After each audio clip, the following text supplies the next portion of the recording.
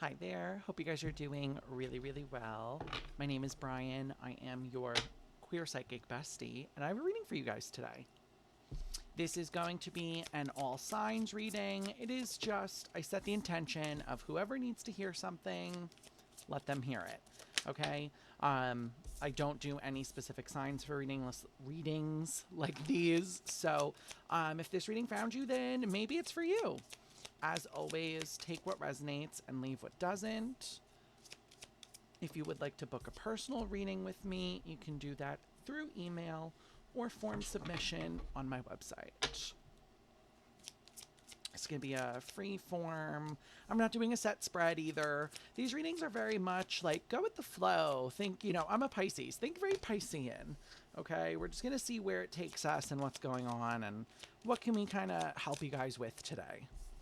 So, without further ado, let's get into it. Bottom of the deck is your challenge. We've got the Nine of Wands, we've got the Page of Swords, and we've got the Ace of Swords. Okay, this makes a lot of sense because when I was getting ready to do this reading, I kept hearing guilt by association. So I feel like your challenge here for some of you guys is you're either trying to break away from an associated group or you're kind of pointing the finger at someone and you're like, well, it doesn't really matter, guilt by association here, which I think is interesting. The Nine of Wands is wounded warrior. So there you are being kind of like upset. The Page of Swords is curiosity, looking outside of ourselves. And then the Ace of Swords is communication. So there is some sort of, I almost want to say breakthrough coming here. Coming through here. For some of you, this could be work as well. I'm hearing like you may be looking at the place you're working, the people you're working with, and coming to the conclusion that, okay, if I'm working with these people and they have this belief system or this stance, do I also have that stance? Yeah, there's this feeling of isolation here as well. I feel like this is less of like you guys being guilty of association and more so of like you perceiving yourself as guilty by association because other people's belief systems, those are theirs, right? There's not much we can really do to change it. I think a lot of you are just running into this wall of like perspectives, like your perspective on this is that you feel guilty because you're not standing up, right? So that's kind of what's coming through. So let's digest it. Let's talk about it. You start with the Five of Pentacles in the reverse and the Seven of Wands. So for some reason here, some of you guys are also kind of, you're quite resistant to the idea of walking away from this as well. It feels like Five of Pentacles in the reverse is like knowing that you need to leave something, but maybe putting it off, like not necessarily doing what you know that you need to do. And the Seven of Wands is defensiveness. So it really does sort of feel like even though you guys know that you can't remain where you are, you're still kind of like, well, there's trepidation here. It's like you're scared to move, is what I almost want to say here. Scared to move. Five of Pentacles, like I said, Five of Pentacles on the Five of Pentacles. This is something you have to leave behind, and you know that. The King of Wands in the reverse, and the Five of Swords. Oh, for a lot of you, this is work. For a lot of you, you fear underhanded tactness. This is almost like, I said tactness, I meant to say tactics. This is almost giving like fear of retaliation. You know, well, what if they retaliate against me? I feel like with this Five of Pentacles here and the King of Wands and the Five of Swords, there's almost like a need to phrase something. Okay, I don't know why my guides are giving this to me. Your personality, whoever I'm connecting with, I said that weird. You're very straightforward and you're very blunt, and your guides are cautioning you to not be this way right now. Okay, there's a little bit of needing some tact right now, and maybe even dressing up the story a little bit. Okay, now I am not telling you to lie, but what I am telling you is that some of you guys need to exaggerate the truth a little bit. Okay, so maybe it is not, maybe it is that you just don't like these people's viewpoints. You don't like what they stand for. You're not about it, things like that. But maybe you're also King of Wands in reverse. Maybe you've also lost passion. It's like your guides are encouraging you to use the latter as the reason. Don't go looking to blow up a bridge while you're still standing on it. I would sort of approach this with this idea of like, hey, it's not you, it's me, right? I've lost passion here. I'm trying to refine myself. I'm this new chapter. It's almost like some of you need to put a little bit more of a spotlight on yourself right now as opposed to what's actually bothering you. With the Four of Swords and the Five of Wands in the reverse, I get that this is I know moral compass wise, this may not sit very well with you, but also you have to question, is it strategic? Like, am I making this decision out of a strategic necessity? Is it a need that I have to do this? Because I feel like for some of you guys, this is like a moment of it. If you blow the bridge up while standing on it, some of you don't have a backup. You don't have that next job. You don't have that next step, which is there's no shame here. This is not a bad thing at all. It's okay to still be figuring it out. But I feel like your guides are warning you, like, figure it out without sort of torching the ground that you're on, right? I've left so many jobs because of moral compass reasons, and I've left so many friendships because of the same thing. Some people, and oftentimes here's the real difficult thing my guides are telling me, is that if your moral compass is different from someone and you try to explain to them why their moral compass is wrong, you're going to lose the battle. Okay? They're not going to see it. It takes a lot for someone's morals to shift, and it takes a lot of them needing to be ready in their own time. You going to them and being like, hey, you did this and it's really bad.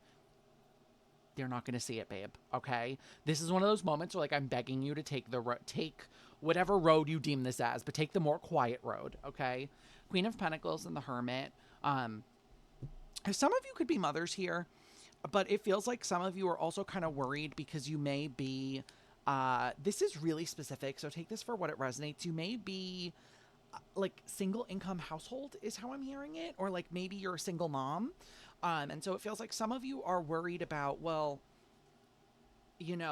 what does that road look like for my kids? It looks fine, babe.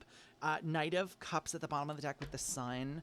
It's like success follows you where you go, right? And like passion begets money. We talk about these things a lot. A lot of you need to not understand, but like start changing the narrative in your head. Use more positive words, positive affirmations. Remind yourself, with the Knight of Cups here in the sun, happiness is bound for me. I am bound for happiness. I am heading towards happiness. My family is safe and secure and happy and healthy. Four of Wands, like, you have so many good omens here, but at the bottom of the deck, it feels like you're a little bit scared, but I don't know who needs to hear that. I'm really encouraging you to just keep following this path. Like I said, don't blow the bridge up while you're on it, but you're really doing what you need to do. And again, I'm not seeing a tower. I'm not seeing a tough, transition period here. I'm really seeing something genuinely, dare I even say it, easy. Maybe not easy, but doable. Maybe let's use that word instead.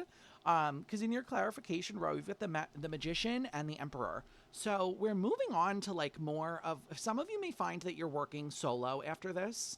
The Emperor can be entrepreneurial energy, but it is also managerial energy. It's working for yourself, managing your own stuff. Seven of Cups just fell out. I'm going to take it because I think there are going to be roads that open up for you. I think this is a moment of options showing up.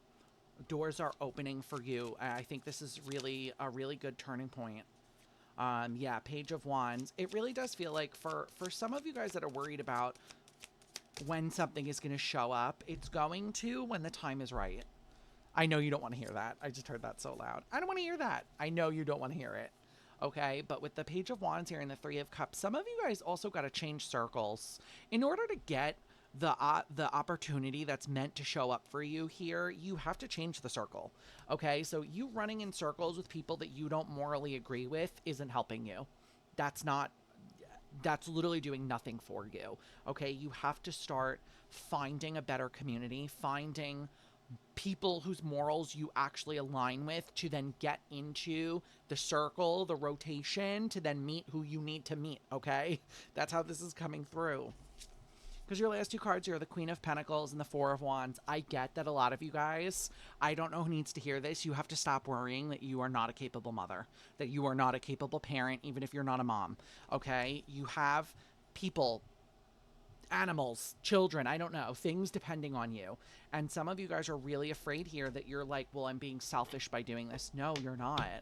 For some reason here, I think you guys are not realizing that whatever this choice is, wherever you're moving, it's going to enrich the whole life, the whole family's life. You know, this is not just a, I'm going for a headhunter position and it's a power grab for just me. This is going to be something that dramatically increases your quality of life for not just you, but like multiple people here. Yeah, you've got the Nine of Wands. You guys got to get out of your head here.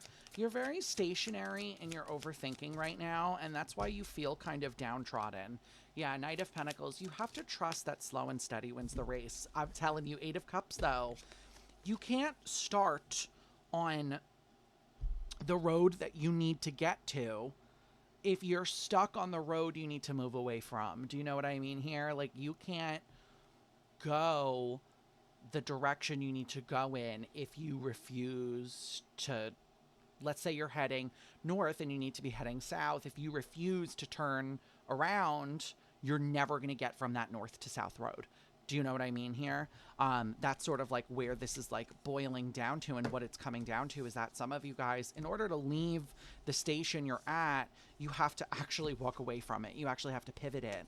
And in order to call in those opportunities that are really just waiting for you here, you have to run in different circles. You have to change something up, okay? Let's get you guys an oracle card. What does this collective need to know? What's the advice for this collective? Just walk away, I'm hearing. It's time to leave it behind. Yeah, I feel that very strongly. All right. I am using the Angelarium. This is my favorite oracle deck to date. I use it all the time. If you've watched any video of mine, you've seen it in use, and it's fabulous. It reads us to filth, so let's get some advice by it. What's the advice for this collective, please? Please? Thank you. Interesting. Sethariel, Angel of Deception. I felt, like I said, there was a lot of swords here, and it felt like earlier in your reading, like some of you guys, I mean, it goes without saying you don't trust these people, you know, but I think this is, let's read it. You'll see what I mean when I explain this. The number is 21.